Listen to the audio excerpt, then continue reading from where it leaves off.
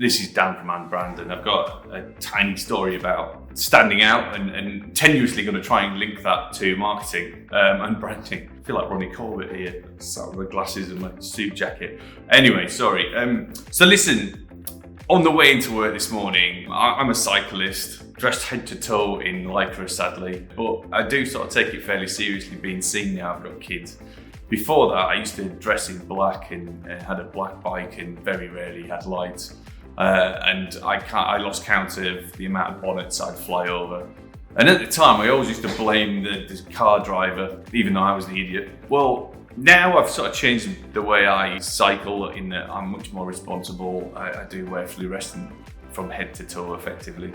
As my mate Matt says, all the gear, no idea, but at least people can see me. You know, I've got big flashing lights on the front and back, I wear a reflective bag. Well, on the way in this morning, 6 o'clock in the morning, it's a dusky grey morning for like in the middle of London, it's a bit drizzly, so visibility wasn't great. And I'm cycling down back roads and a lot of residential roads. There's a guy going about the same speed as me, but maybe 20 or 30 feet behind me. And every time I passed a junction and be a car waiting just to pull out, they'd see me, I'd cycle past, and then literally a few seconds later, you just hear a massive scream up as they'd pulled out and just missed him, and he's shouting at them for being arseholes, and they're beeping their horn. And as far as he was concerned, everybody else was at fault. It wasn't him, nothing to do with him, they just weren't looking strong enough. And I've been like that a lot in the past, as a cyclist, but also in business. Here's the tenuous bit, where I used to blame every possible scenario for not winning a pitch. I didn't have time to get it completed. The client didn't understand it. They didn't know what I was trying to explain. I used to always blame everybody else for my mistakes, but also for the fact that we hadn't stood out enough to sort of change their perception of who we were. So I thought I'd share what I'd learned over time, which is not so much about cycling, but one does link loosely to the video, is about having a story, and specifically having a hero story. There's a lot of great content out there, but certainly a YouTube video about, if you search the hero's journey, and it's about the fact that Jesus or Neo from the Matrix films or any hero you can imagine goes through this sort of same story curve or story arc. If you can build a really interesting story about yourself and why you've started your business and sort of link a bit of your passion and your drive into that and your vision for what you want to achieve, you can really sort of sell yourself to clients in a really interesting way, I think. You can make a little video like this, put it on your website, but it'll sort of help just to be able to go in and, how many times have you been caught out when someone says, what do you do? And you're like, well, I'm a graphic designer, and you don't say anything massively interesting or engaging for them to link into. But if you've got a little hero story ready and loaded, you can fire that off and engage people in a much more interesting way. So that's one way to stand out. Second way is zigging while everyone else is zagging. And although this might sound obvious, very few people do it.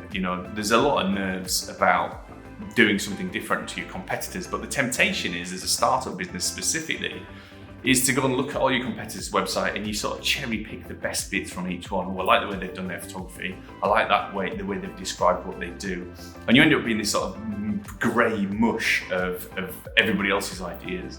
So if you look at everybody else's websites and try and do the opposite of it, so if everyone else is red, go blue, and if their copy's about, how great graphic design is, we can talk about sort of problem solving instead. So you try and find a niche that can differentiate you from everybody else. One of the things writing and doing video content, so if you can break down the relationship between, well, not break down the relationship with the client, that's the wrong way to say it, but break down the barriers between your relationship of a cold sale, for example, then you're already winning half the battle. One of the things that is a really good thing to do is to put out good, well-written content, thought leadership, little videos a bit like this one, and the way you found me, to break down that need for phone calls and LinkedIn connections. If you're putting this stuff out, then people will start to find you and connect with you.